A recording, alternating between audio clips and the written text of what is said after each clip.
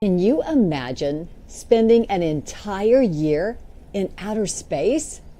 Well, that happened to one astronaut, and I've got the story to tell you all about it. Hi, I'm Lisa. These are my furry friends here to listen today with story time on the back porch. Now, this is Lily Belle, and this is Lyla. And our story is Astronaut Scott Kelly, My Journey to the Stars. Let's find out all about that journey. It's been 340 days since I set foot on Earth. I've spent almost a full year living and working on the International Space Station, ISS. It's the hardest thing I've ever done. I miss fresh air and the feel of rain on my face. I miss hugging my daughters and my girlfriend, Amiko. At last, it's time to get into the spaceship that will take me home. I say my goodbyes to the team who has become my space family. Then I climb into my seat. The spaceship is so small, my knees are folded against my chest. My two Russian crewmates sit so close to me, our elbows touch. We all strap ourselves in tight. It's going to be a wild ride. My perfect copy, my identical twin, is waiting for me back on Earth. My brother Mark and I are the only twins in NASA history.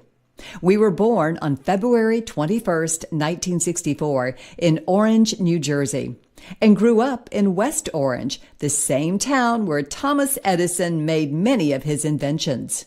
Mark was born 6 minutes before me. Since then, we have spent our lives as partners, always ready for adventure. We grew up surrounded by family. There were Kelly cousins up and down our block. It felt so safe that Mom sent Mark and me across the street to mail a letter when we were only 5 years old.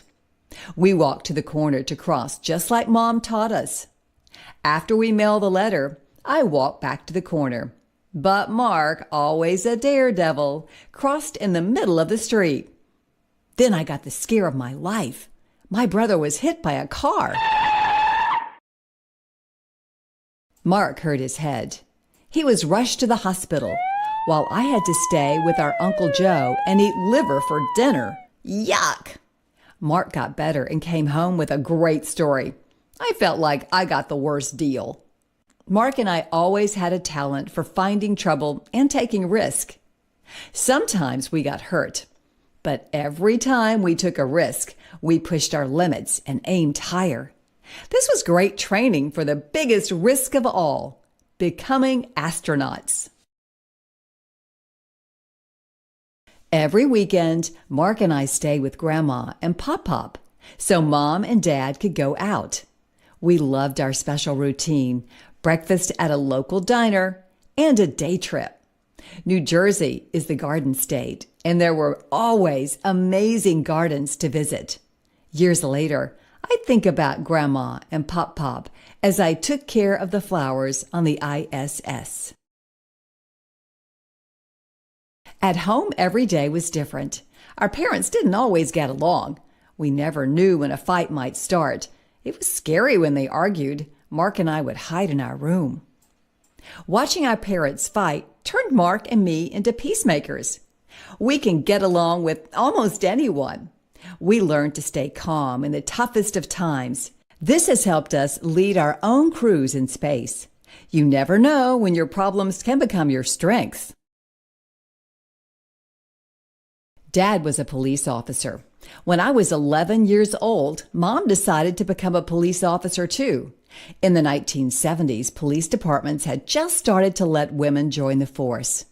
But first they had to pass the same test that men did.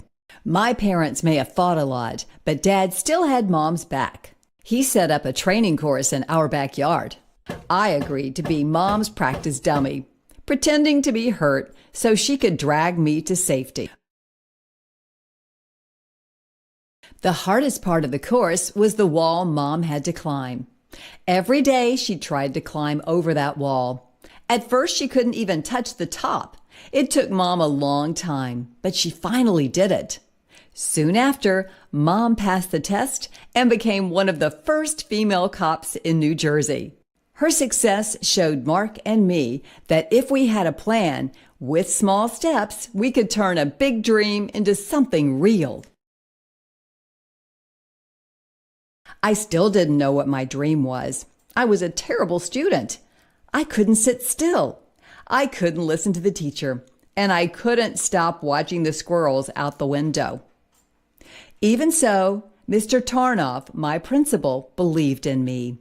He begged me not to give up, and years later, he was invited to both my space shuttle launches. During high school, Mark and I joined the volunteer ambulance unit. Every night was different. We never knew what to expect. And riding in the ambulance, sirens screaming, was exciting. Most important, we liked helping people. I had finally found something I loved. I wanted to become a doctor. But how was I ever going to get through college and medical school when I could barely sit still? One day, I went to the bookstore to buy gum, and a book caught my eye. It was The Right Stuff by Tom Wolfe. "Pick me up! Open me!" it called. That book changed my life forever. It was so exciting, full of daring pilots risking everything to test the newest planes. How fast could they go? How high could they fly? Sometimes pilots crashed. Sometimes they soared. The best became the Mercury 7, the first NASA astronaut.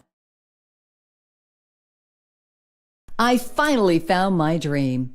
I wanted to be a test pilot. And thanks to Mom, I knew how to make my dream real. I could create my plan. I would follow it step by step. Step 1, do my homework. Now that I had a goal, I was able to work hard and graduate from college. Step 2, join the Navy. Here I could learn how to fly. Mark started flight school too. I quickly learned that flying fast was fun, but it wasn't easy. I took a lot of risk as a jet pilot.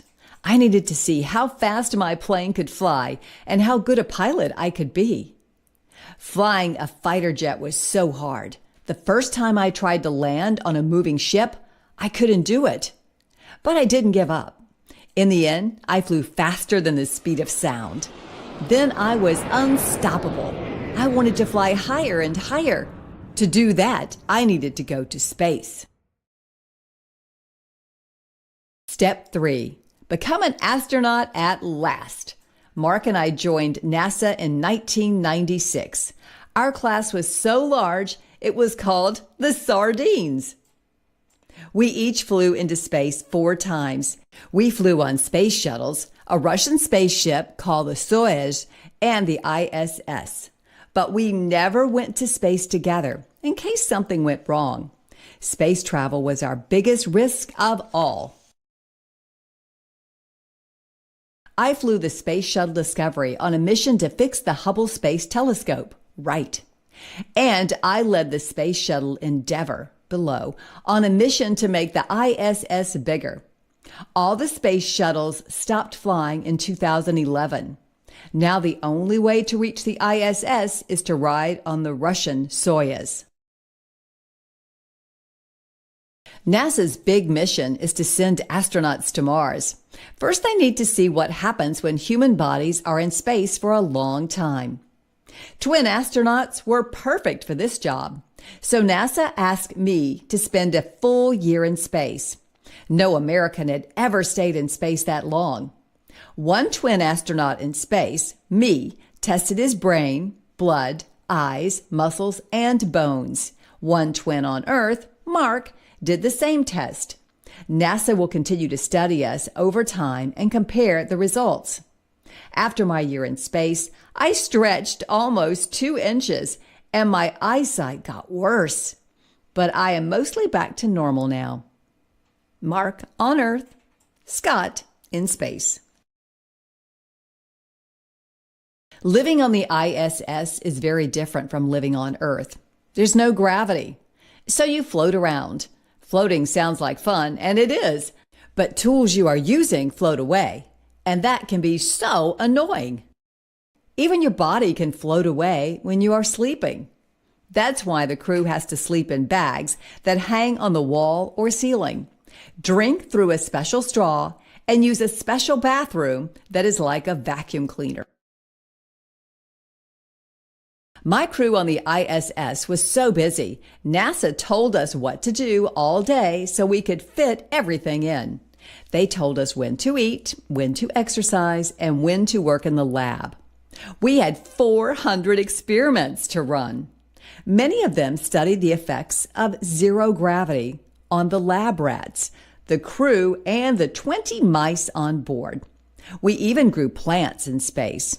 I like to water the flowers. It reminded me of seeing gardens with Grandma and Pop Pop. I liked eating the lettuce even more. We were the first crew to eat fresh vegetables grown on the ISS. NASA did its best to keep our crew safe, but the ISS is at risk every minute. Our crew faced extra dangers during my year in space. First, we lost 2 unmanned ships bringing fresh food and supplies when one crashed in April and another exploded in June. Second, the ISS was almost hit and destroyed by space junk in July. And third, we had to make an emergency spacewalk to fix the ISS in December. Earth meant everything to the crew while we were so far away. We loved to look out the windows at our beautiful planet. From our perch 220 miles above Earth, we saw big cities glittering in the blackness of night and the sun shining on rivers and oceans in many brilliant shades of blue. Our crew wanted to share the beauty. We hoped our photos would inspire people to help protect our amazing home. Finally, my mission is done. It feels good to know that all the risks I've taken have brought humans one step closer to Mars. Now it's time to go home. Our Soyuz capsule is falling back to Earth at almost 1,000 feet per second. Gravity presses down on us. It's hard to breathe. It feels like going over Niagara Falls in a barrel, but while you're on fire. The parachute opens. The landing is so hard my head slams into the seat cushion. Then the hatch opens and strong arms help me out. The fresh air smells amazing. NASA pokes and prods me. After many tests, I'm cleared to return to Texas. I land in Houston and give my whole family a big bear hug. When I get home, I walk straight to my yard and jump in the pool with all my clothes on. The sights, smells, and the sounds of Earth surround me. My year in space ends with my first shower and first night's sleep in a bed since I left for the ISS. Ah, what an amazing journey. Wow, that was quite a journey. And I love that the first thing he wanted to do was jump in the swimming pool with his clothes on. That was Scott Kelly, My Journey to the Stars.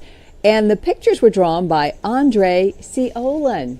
Have you ever thought about being an astronaut? Well, I think you can be anything you want to be. So just keep dreaming. I'm so glad you joined us today. Our furry friends here, I think you enjoyed the story, right, girls? Hope you'll join us again, and be sure to subscribe to Storytime on the Back Porch.